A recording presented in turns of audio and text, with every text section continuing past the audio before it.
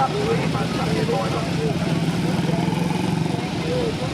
So, as they make their way out, the very nicely presented RAF Royal Enfield WDCO, followed by the great Royal Enfield Master, CSA M20, and another M20, and another M20.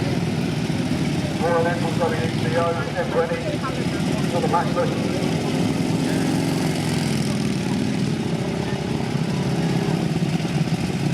I've just been told there's going to be a second lineup.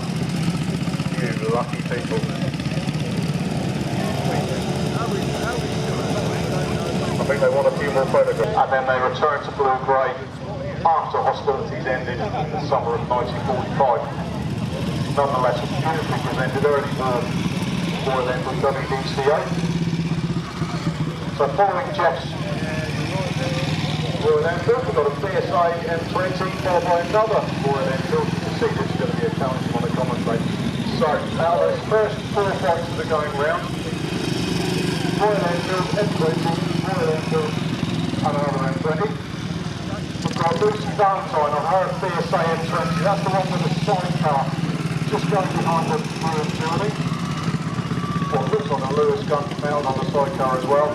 So there's M20s, which produced absolutely vast numbers, but PSA between 1939 and 1945 produced a whopping 120,000 motorcycles of all types, mostly the M20, but also other bikes such as the B30, pretty much smaller numbers. And it's quite often regarded that the M20 was effectively the most standard of the British wartime motorcycles. In terms of numbers, the Maxus E3L, I'm just trying to see where we've got one just coming around, approaching the commentary position, 2 of them in actual fact.